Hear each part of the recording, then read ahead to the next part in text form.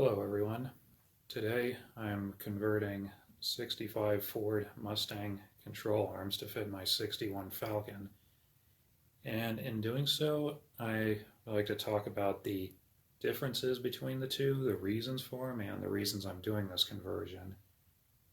Now, first of all, many people consider the 60 to 65 Ford Falcons to share the same platform, and they pretty much do, but there's two different suspension designs for the front, one being 1960 to 62, the other being 63 to 65. The 63 to 65 was more or less carried over to the Mustang in 64.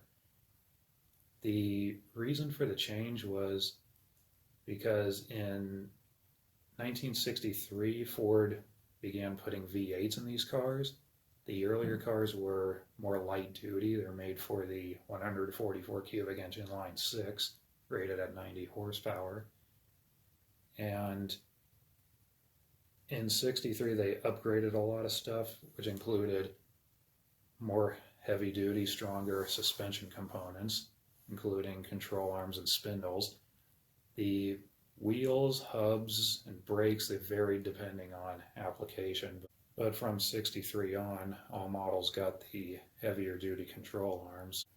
So here we have the stock components for 60 to 62 Falcon. As I've said, they're lighter duty. They're not really the greatest choice for someone building a hot rod, but they're not defective. They're adequate for their original purpose. The big problem with these is lack of parts availability for them.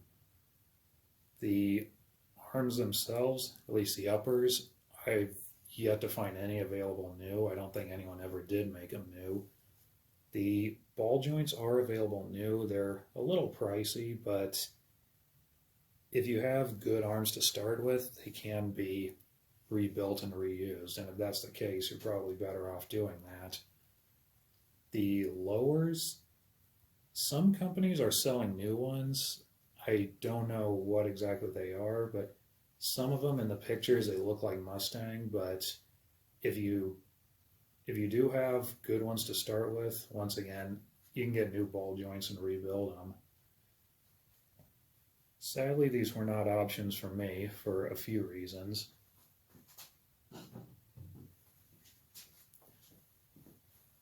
One being, one control arm, the ball actually tore through the arm at some point in the past, and it's been welded back together a few times, twice by me, and every time you weld it, it tears someplace else.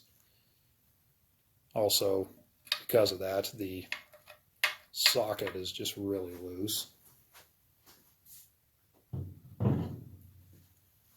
which made the wheel lean over on that side and was really unstable, which was a pretty fun ride, especially at high speeds. Also, the lower control arms, somebody had already replaced one with a Mustang, so somebody had pretty much already started this conversion, and it seemed like the most practical thing to me to just continue with it rather than invest too much effort in saving this stuff. Like I said, the 63 to 65 Falcon suspension is more or less the same as the Mustang. The reason I chose Mustang components were because due to the popularity of the car, parts availability is a little better at more competitive prices than that of a Falcon of the same year, even though many components are exactly the same. So let's take a closer look at the differences between each component. So here we have the upper control arms. This one is 60 to 62 Falcon. This one is 64 to 66 Mustang. Now the first thing to notice is the size and location of the mounting bolts are the same size and the same location, which means it's a simple bolt-on. The holes for the spring carrier are further inboard slightly on the Falcon than the Mustang, but holes are the same distance apart.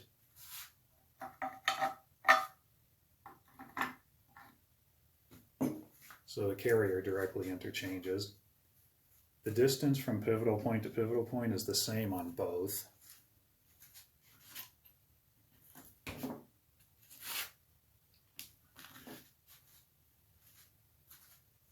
And probably the biggest problem is the ball joint stud is larger on the Mustang than on the Falcon, which means the Falcon spindles won't directly bolt on. We'll talk about that more later. So here we have the lower control arms. This one is 60 to 62 Falcon. This one is 64 to 66 Mustang.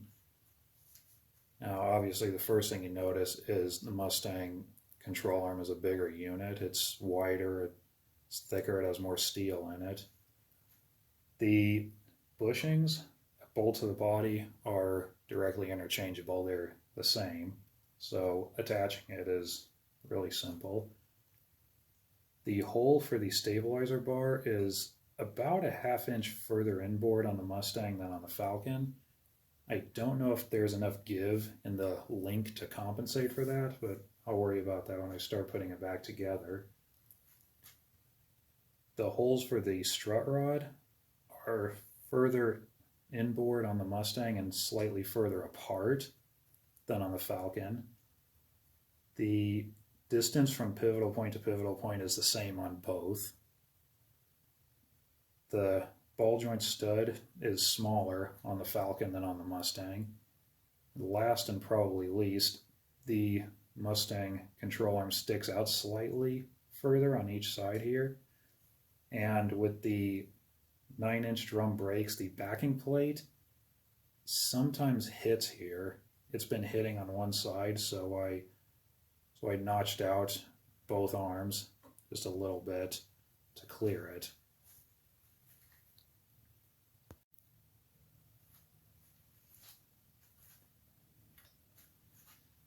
This is a stock Falcon strut rod, and obviously to use it I had to elongate one hole so it would bolt to the Mustang control arm.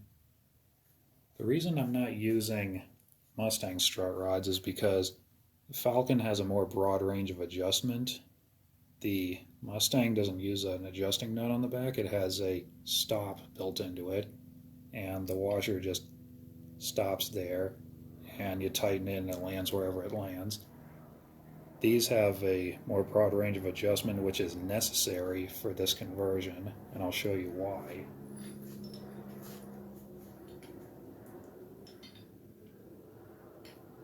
Now, this end bolts to the frame, obviously, so it sits like so. Now, because the holes on the Mustang are further inboard, the arm has to be pushed in slightly to match, which makes the holes on the strut rod too far back. Reason being is just because of the angle. The closer it is to the frame, the further back it is, the further away, the further forward it is. So to compensate that, the arm should be adjusted to be made slightly shorter.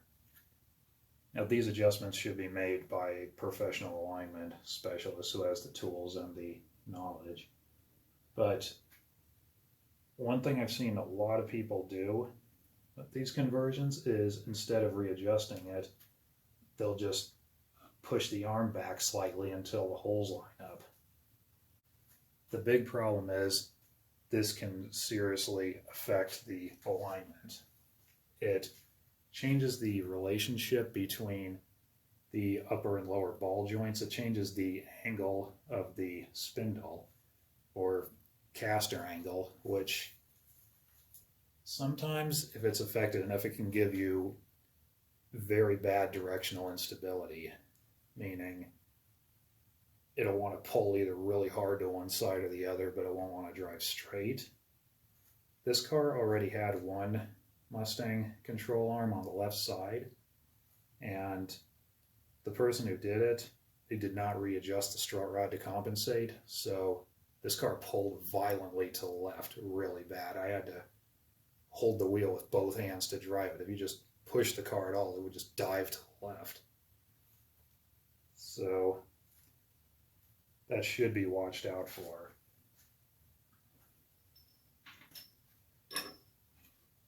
The next thing is the spindle stop. You're just supposed to bolt on here. Obviously it won't sit flat on here because the arm is wider and the holes are closer together. So even if you bolted it to the existing holes, it'd be too far out.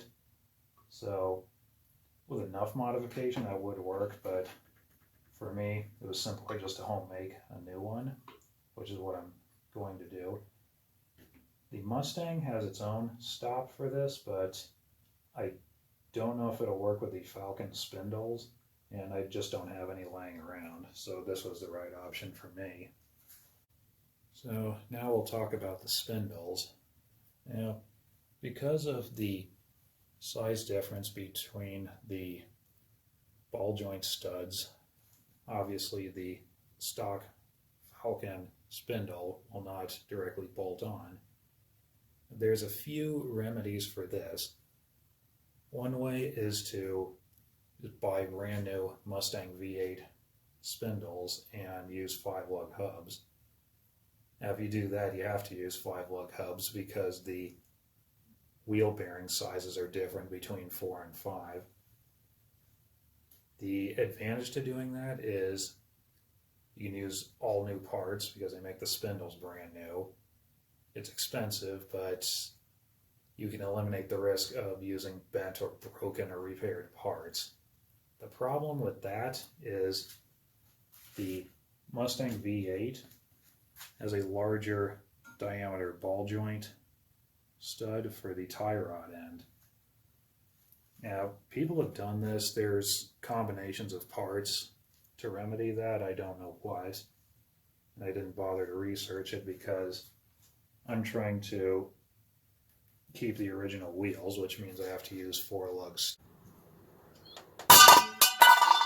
There's 2 ways of doing that. One is to find a spindle that has the proper dimensions on it, which I'm sure Ford made at some point in the 60s or 70s, but I don't know what, and I wouldn't know them if I saw them. So the third answer, which is not a very good answer, is to take the stock Falcon spindles and bore out the holes for the ball joint studs, which is what I chose to do.